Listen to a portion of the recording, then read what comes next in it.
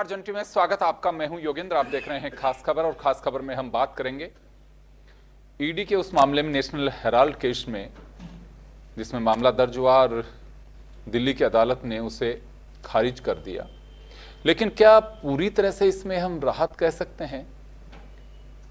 और क्या प्रेशर में काम किया गया, क्या खामी रही है?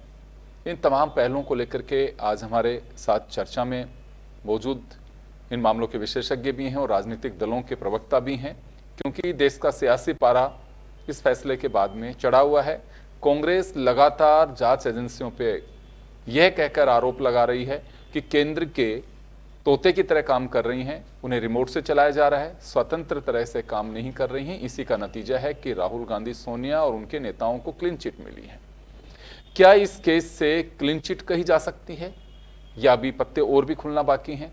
तो हमारे साथ संदीप लोहाड़िया जी, कानून के विशेषज्ञ हमारे साथ में हैं। उमेंद्र दादी साहब, वरिष्ठ पत्रकार हमारे साथ हैं। भाजपा से सुरेश गर्ग साहब हैं, कांग्रेस से संदीप कलवानिया साहब हमारे साथ में हैं। सभी का स्वागत है। मैं लोहाड़िया साहब आपके पास में आना चाहूंगा। क्या लगता है आपको कि चले कोर्ट ने खारिज किया है और कहा भी है कि पीएमएलए केस में जब तक जांच एजेंसियां खुद अपने स्तर पे जांच करके एफआईआर नहीं लिखती, जब तक जांच नहीं की जा सकती, ये इंडिविजुअल कंप्लेंट को आधार बना करके किया गया है, तो इसमें जल्दबाजी हुई एजेंसियों की तरफ से या फिर इतनी समझ, कितने इन्वेस्टिगेशन करेंगे, कोई लेको ना रहा इसमें? देखिए, जिस तरह का जो फैसला आया है उस फैसले के संबंध में ईडी ने क्या एप्लीकेशन कोर्ट के समक्ष पेश करी थी और कोर्ट के समक्ष उसने एप्लीकेशन पेश करने के साथ साथ कौन कौन से दस्तावेज पेश करे थे। ठीक है, कोर्ट, हम न्यायालय के फैसले का सम्मान करते हैं कि न्यायालय के फैसले के हम या तो उसकी अपील में जा सकते हैं या रिवीजन में जा सकते हैं।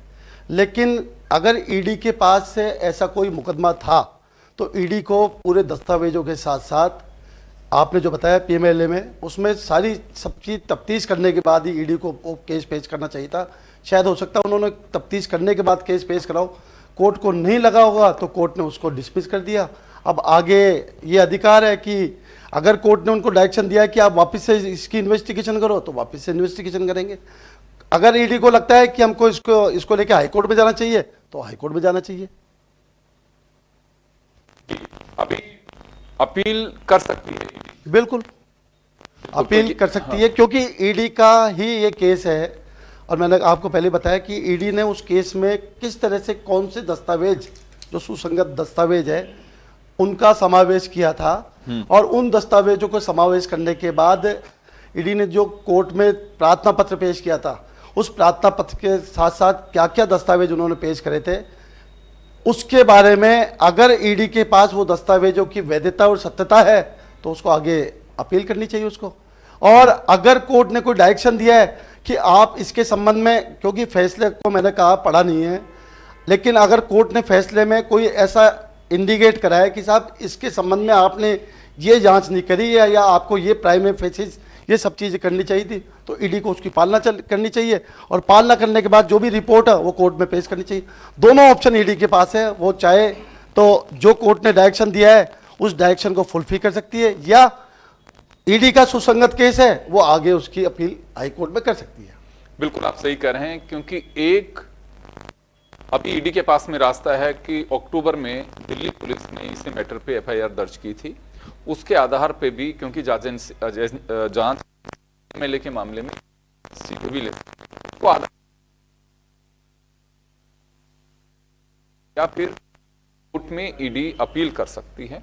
दोनों रास्ते फिलहाल हैं, क्योंकि ईडी ने इसमें एक फौरी तौर पर हवाई करके और इस मामले में इन्होंने रिपोर्ट सबमिट कर दी जो बिल्कुल खारिज होनी थी। इसमें साफ अगर हम बात कहें तो नेग्लिजेंस से ईडी के पार्ट पे रही, पूरी अभियोजन की टीम है उनके पास में, लेकिन वो ठीक से काम नहीं कर पाए। तो ये बड़ा मैटर इसमें कहा जा सकता है, क्योंकि पहले से ही इस मैटर को लेकर के राजनीतिक द्वेषता के आरोप लग रहे थे और फिर से यह सिलसिला उसी तरह से चला है। आगे क्या होगा ये तो पता नहीं, फिलहाल तो देश का पारा चढ़ा हुआ है। तो चले, मैं उमेंद्र दादी साहब हमारे साथ में। सर, क्या लगता है आपको कि ये अभी इस पर ठप्पा लग गया कि राजनीतिक द्वेषता से मामला दर्ज किया गया था? और योगेंद्र जी, इस मामले में अभी कुछ भी कहना बहुत जल्दबाजी होगी जी। क्योंकि अपील में जाने का भी अधिकार है। इसके अलावा इसी से संबंधित मामले को लेकर भी सुब्रमण्यम स्वामी का जो केस है सुप्रीम कोर्ट में, जी। तो ये नहीं कह सकते इतनी इसमें राहत मिल गई, बिल्कुल। क्योंकि मामला सेम पोजीशन का है। इसलिए यदि मानिए जल्दीबाजी में आके कांग्रेस के मित्र लोग यदि लड्डू बांट रहे हैं खुशी मान रहे हैं, तो उनको देखना चाहिए सुब्रमण्यम स्वामी का केस अभी यथावत है और उन्होंने नहीं। और जहां तक मैं मानता हूं शायद उनको ये लगा होगा कि सुब्रमण्यम स्वामी कभी केस को वापस नहीं ले ले, जो खुद सीधी पार्टी है वो विड्रॉ नहीं कर ले, इसलिए शायद उसका इस प्रकार के सरकार के प्रयासों से इस प्रकार का मामला बनाएगा।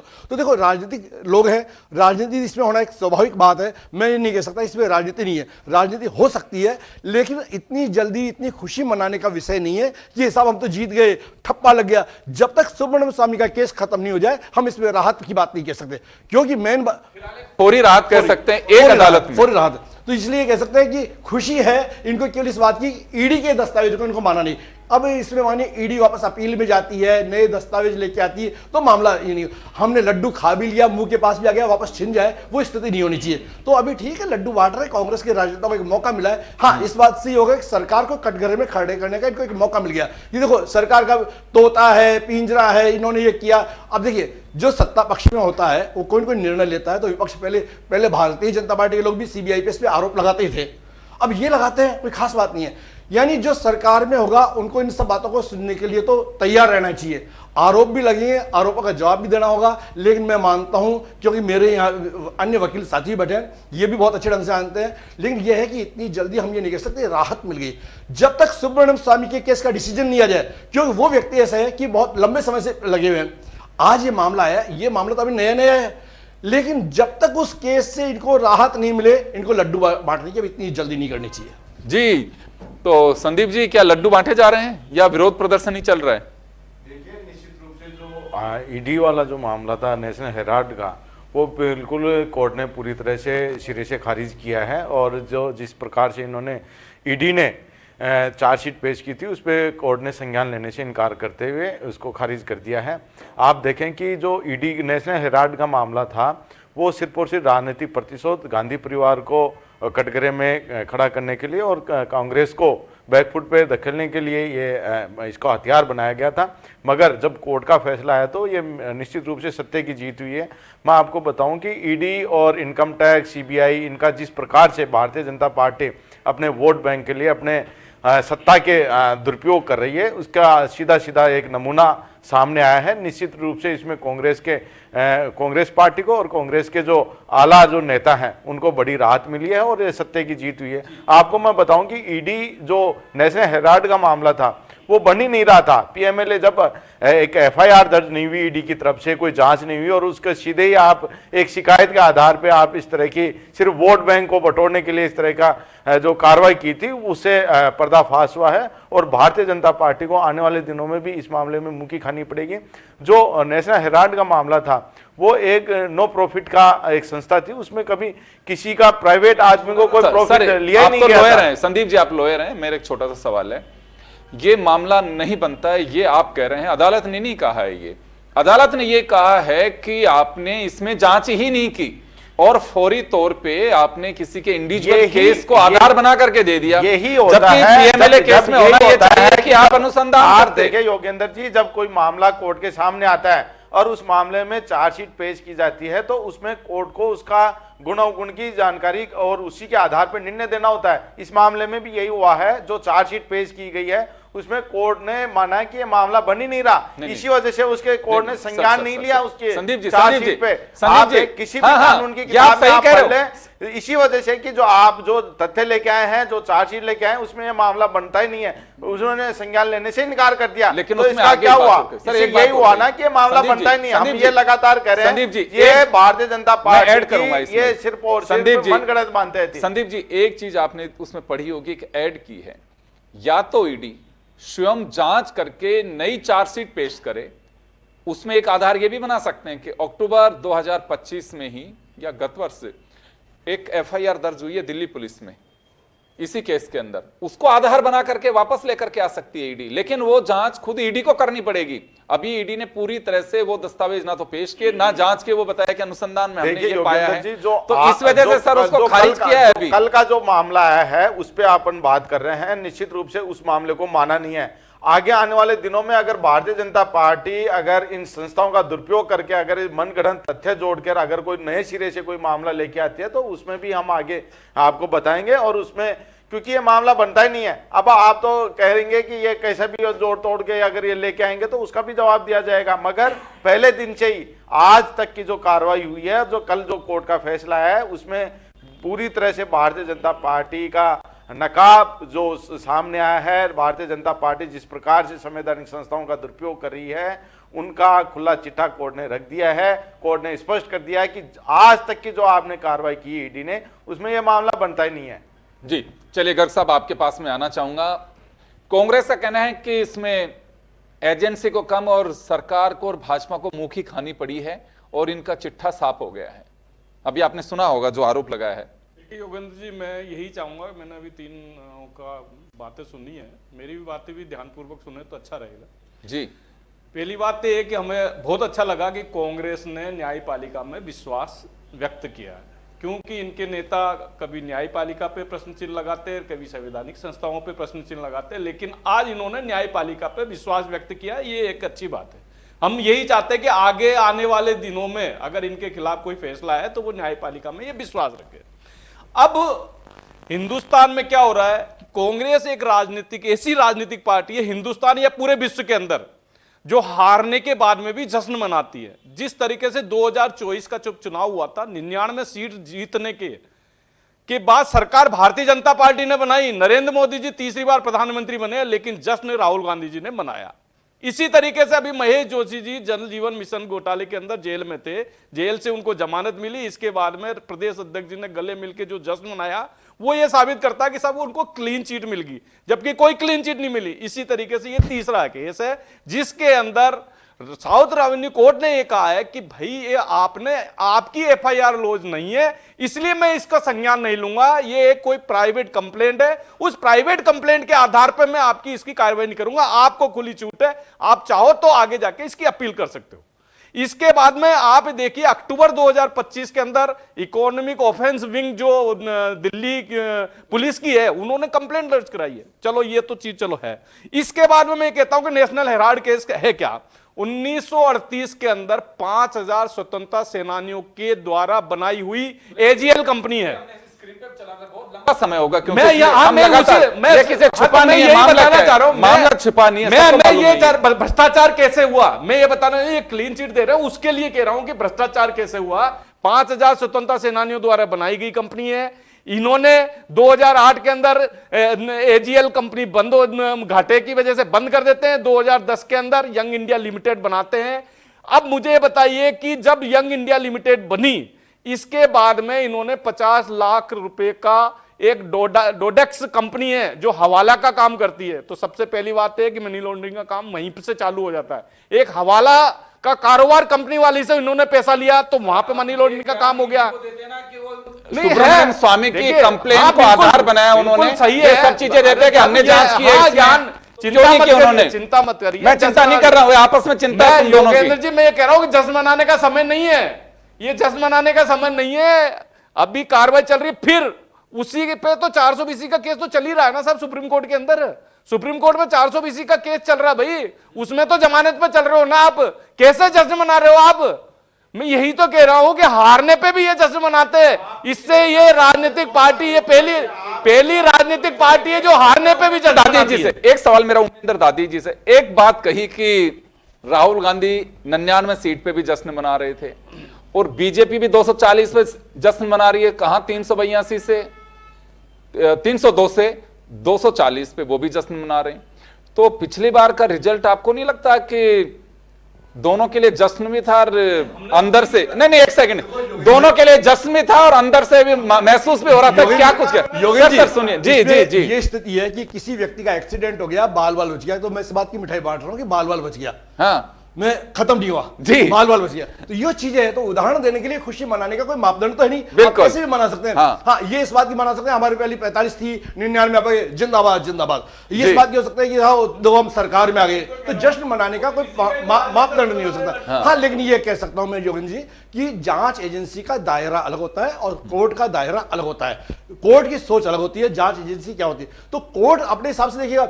यानी इसमें हम ये नहीं कह सकते ये ईडी दोषी है, सीबीआई दोषी है, कोई भी जांच एजेंसी को हम दोषी नहीं मान सकते। लेकिन फिलहाल इस मैटर में ईडी ने बेवजह एक मुद्दा थमा दिया। मुद्दा देखो, ये देश है, यदि कभी कभी मुद्दे मनाने का समय दे दिया। आदरणीय मैं आपको वो भी आप ही रिमोट से चल रहा है। आदरणीय मैं आपकी बात बहुत शांति सुनता हूं, मुझे बोलने का मौका मिला है, 2 मिनट मुझे बोलने दीजिए। तो ये क्या है कि कभी कभी जांच एजेंसियों से कमियां होती है।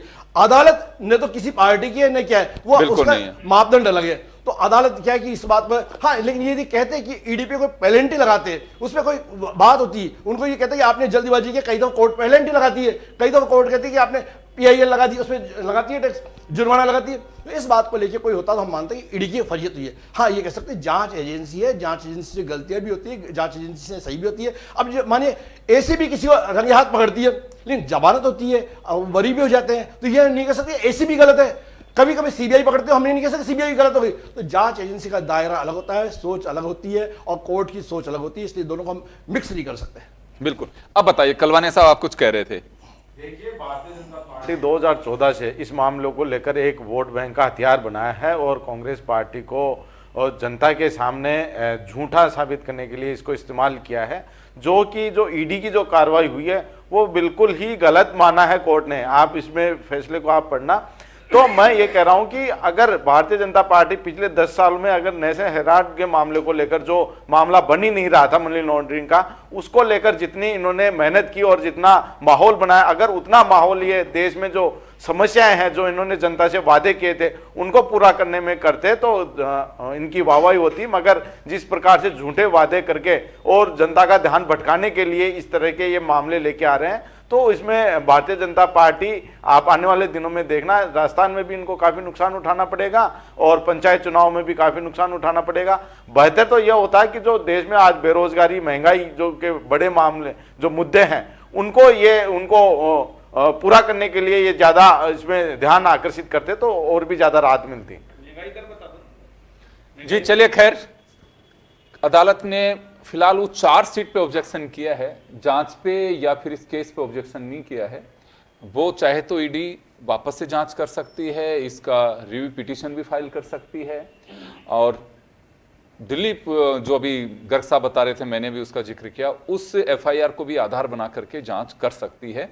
लेकिन अनुसंधान खुद को करना पड़ेगा, फौरी तौर पे ऐसा नहीं कट कॉपी पेस्ट वाला कि हाँ उसका केस है इस वजह से हमने बना दिया, इसी की वजह से इसमें ईडी को बैकफुट पे जाना पड़ा। लेकिन फिलहाल एक ये जरूर कहा जा सकता है कि एक सियासी तौर पे अगर हम देखें तो विपक्ष के कांग्रेस के हाथ में एक मैटर आ गया, लेकिन अभी ये केस खारिज होना ये अभी नहीं कहा जा सकता है, क्योंकि अदालत ने ये कतई नहीं कहा है कि बिल्कुल इसमें मामला ही नहीं बनता। वो तो ईडी की चार्जशीट को आधार बना करके उन्होंने फिलहाल इसमें डिसीजन दिया है। खैर चलिए, मैं गर्ग साहब आपके पास में आना चाहता हूं। ये मुद्दा तो चलता रहेगा, अब आप भी कहेंगे कि अभी तो जांचें जारी हैं, लेकिन वाकई कहीं इसमें सरकार आपकी है, ईडी ने इतनी कोताही बरती है, इस पर भी कोई संज्ञान लेगी सरकार? देखिए, मैंने कहा ना कि हम तो सब एजेंसियां स्वतंत्र है, एजेंसियां अपना काम कर रही है, सरकार के अधीन है, सरकार है, हाँ, सरकार के अधीन तो एजेंसी है, स्वतंत्र एजेंसी है। मैं ये कह रहा हूं कि ईडी ने तो कल ही स्टेटमेंट दे दिया था कि हम अपील करेंगे। ईडी का तो कल ही स्टेटमेंट, तो हम भी बोल रहे हैं, सारे पैनलिस्ट भी बोल रहे हैं। मैं तो ये कह रहा हूं इतना बड़ा लेकुना कैसे रहा? मैं यही कह रहा हूं कि भाई, मैं तो ये कह रहा हूं कि अभी नेशनल हेराल्ड के अंदर कोई केस क्लीन चिट नहीं मिली है। 400 BC का केस सुप्रीम कोर्ट में चल रहा है सर। आप सोनिया गांधी जी, राहुल गांधी जी जमानत मैं पे सर चल रहे दिल्ली हैं। की अभी लोअर कोर्ट की बात कर रहा हूं। ईडी अपना काम करेगी, निश्चित रूप से करेगी ना। अब वो जो अक्टूबर 2025 में FIR लॉन्च की, उसके तहत वो अपना काम करेगी, जाएगी, अपील करेगी ईडी। कोई क्लीन चिट नहीं मिली है, किसी तरीके की कोई क्लीन चिट नहीं मिली है। ये किसने कहा? कांग्रेस के प्रवक्ता बोल रहे हैं, तो वो तो बोलेंगे, आप दोनों आपस में बात करते रहिए। कांग्रेस के प्रवक्ता बोल रहे हैं ना, मैं तो ये कह रहा हूं कि साहब ये कह रहे हैं कि 10 साल तक भाई हमने तो 10 साल तक वो काम किया जो आपने 50 साल तक राज करने के बाद में भी नहीं किया। फिर हमको तो परिणाम दिया ना, भी बिहार के अंदर ही परिणाम दिया है। अगर आप कह रहे हो कि बिहार में वोट चोरी का आरोप है तो 45 दिन निकल जाएंगे, जिसके बाद आरोप लगाओगे उसके बजाय तो पहले ही चले जाओ कोर्ट में या चुनाव आयोग के पास में कि भैया वो 45 दिन निकल जाएंगे, भी प्रमाण खत्म हो जाएंगे आपके। फिर बेरोजगारी महंगाई दर की बातें करते हैं, अब इनसे ही पूछ लो महंगाई दर आज की तारीख में कितनी है, 0.25% है।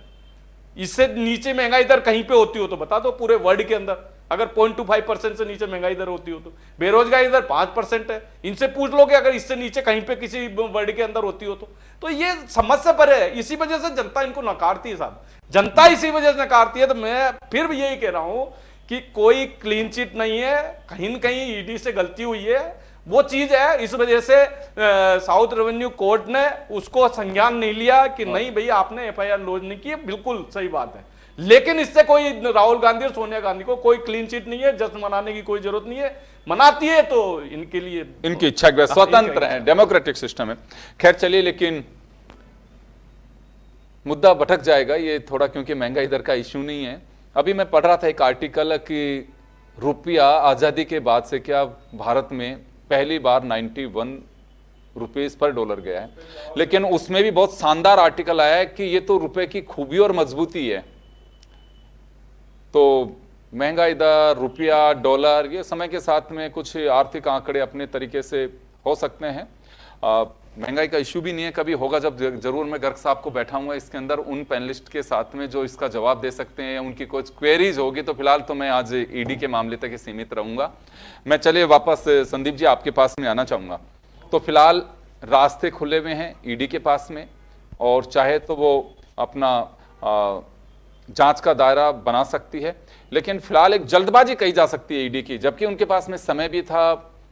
और अगर जांच के लिए उनके पास दिल्ली पुलिस ने एफआईआर दर्ज कर रखी है तो भी कोई आधार होगा, क्योंकि खुद ने एफआईआर दर्ज करी, किसी की कंप्लेंट पे नहीं है। तो यहां अभी वापस एक्सरसाइज करनी पड़ेगी उनको। देखिए, अभी मेरे पत्रकार साथी ने जो बात की, केस में क्या होता है कि एक एफआईआर भी लगती है, चालान भी आता है, सब चीज़ें होती है। हम उसको लेकर, क्योंकि आपकी टीवी की डिबेट है और उसको बहुत सारे लोग सुन रहे हैं, कानून का विश्वास सब लोगों पे रहना चाहिए, कानून का विश्वास सब लोगों पे बना रहना चाहिए जी। और हमको ये भी मानना चाहिए कि न्यायपालिका ने जो फैसला किया है वो सर्वमान्य है। अगर आप उस फैसले से सहमत नहीं हो तो आप उसकी अपील कर सकते हो, रिवीजन कर सकते हो। बिल्कुल ठीक है।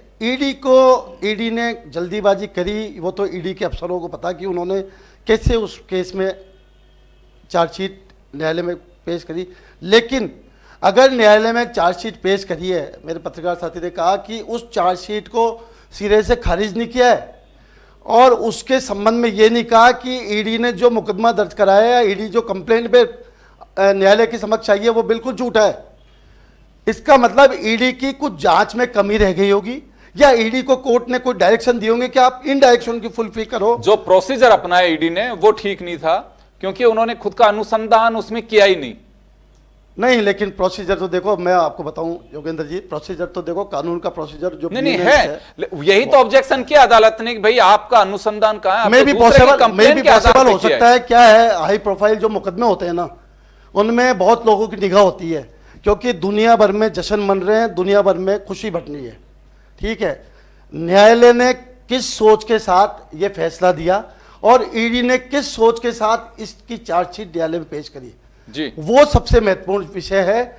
हमको न तो ईडी के ऊपर कोई क्वेश्चन मार्क उठाना चाहिए और न ही कोई न्यायालय के फैसले में ये करना चाहिए कि शायद न्यायालय ने कोई जल्दीबाजी में फैसला दे दिया। देखिए, न्यायालय अगर साथियों को लगता है, किसी पार्टी को लगता है, जो भी एग्री पार्टी है, तो वो अगर उनको लगता है कि न्यायालय ने इसमें ये कमी छोड़ दी तो वो भी जा सकते हैं उसके लिए। बिल्कुल, रास्ते दोनों तरफ से खुले हुए हैं, चाहे कांग्रेस पार्टी हो चाहे भाजपा पार्टी हो या ईडी। बीजेपी तो इसमें पार्टी ही नहीं है, क्योंकि मैं निवेदन कर रहा हूं, क्योंकि जो जिस तरह से डिबेट चल रही है ना, आपका आरोप है कि इन्होंने झूठे मुकदमे दर्ज करे। देखो, ये सब सरकारों की बातें हैं और आम जनता को इससे कोई मतलब नहीं होता और कानून को इससे कोई मतलब नहीं होता। कानून छोटे आदमी के लिए भी कानून है और बड़े आदमी के लिए भी कानून है। अगर लगता हो किसी पार्टी को, एग्रीड पार्टी को, कि इसमें न्यायालय ने ये कमी छोड़ दी, वो भी जा सकते हैं कोर्ट में कि साहब इसमें ये कमी थी और इस कमी के न्यायालय ने फैसला पैरा संख्या 45 में, 47 में, 48 में इस चीज को डिफाइन करा है। हमको आप ये लिख दो कि हमारा मुकदमा बनता ही नहीं है। ईडी के पास ये अधिकार है कि वो अपील में जा सकती है अपने उस फैसले को लेकर। लेकिन सबसे बड़ी बात योगेंद्र जी, उस फैसले को एक बार बहुत माइनॉरिटी पढ़ना पड़ेगा कि उस फैसले में वास्तव में इंटरनल में क्या चीज दी है। आप प्रोपोर्शनेट पार्ट पढ़ के किसी चीज का तय नहीं कर सकते कि ईडी इस जगह ड्रॉबैक में थी या ईडी इस जगह गलत थी या ईडी इस जगह सही थी या ईडी ने जांच सही करी है या गलत करी है। नहीं, अभी तो देखिए फिलहाल अदालत के जो प्राइमा फेसी जो जानकारी मिल रही है उसमें यह है कि इन्वेस्टिगेशन का जो ईडी का पार्ट था उसमें टेक्निकल एरर रहा है, टेक्निकल खामियां रही हैं, उसके आधार पे उन्होंने कहा है और उनसे कह भी दिया कि आप दोबारा से अनुसंधान इसका कर सकते हैं। मैं पहले भी कह रहा हूं और अभी भी कह रहा हूं कि इसमें अदालत ने ये नहीं कहा कि एक केस ही नहीं बनता है, अनुसंधान का जो टेक्निकल पार्ट था उसे स्वीकार नहीं किया और उसे स्वीकार नहीं करने की वजह से उन्हें संज्ञान नहीं लिया। सीधा सा बात यह है। इसमें बहुत सारी अपने पास रोज अदालतों में आती है कि न्यायालय भेजती है वापिस से कि आप इसको दुरुस्त करके लाओ, इसमें आपने ये कमी छोड़ रखी है या इस गवाह के बयान नहीं लिए या ये दस्तावेज। उसका मतलब ये नहीं होता कि आपका वो केस बिल्कुल सिरे से खत्म हो गया हो या आपका वो केस चलने लायक नहीं हो या ईडी की ऐसी कोई कमी थी कि ईडी ने जानबूझकर ऐसा मुकदमा दर्ज कराओ। मुझे लगता है ऐसा नहीं हो सकता। बिल्कुल। तो चलिए अभी तो फिलहाल के लिए कह सकते हैं कि दिल्ली की अभी जिस अदालत ने इस मामले में संज्ञान लेने से इनकार किया है, लेकिन अभी दोबारा जांच भी कर सकती है। अभी ईडी उस अनुसंधान में उसे फाइल पे ले सकती है जो दिल्ली पुलिस की एक विंग ने उसमें मुकदमा अक्टूबर में दर्ज किया था, लेकिन अभी केस चल रहा है। ये अनुसंधान कर सकती है, अपील में भी जा सकती है क्योंकि राइट है। अभी तो प्रारंभिक तौर पे ये सब चीज़ें हैं, लोअर कोर्ट का भी फैसला है, लेकिन अभी देखिए। लेकिन इसके साथ साथ ये जरूर तय मान के चलिए कि अदालतों का काम, एजेंसियों का काम तो अपना है, लेकिन राजनीतिक दलों का भी काम इससे चलता रहेगा आगे और अभी आरोप प्रत्यारोप का दौर थमने वाला नहीं है। सभी का बहुत बहुत शुक्रिया। खास खबर में इतना ही। दीजिए इजाजत। नमस्कार।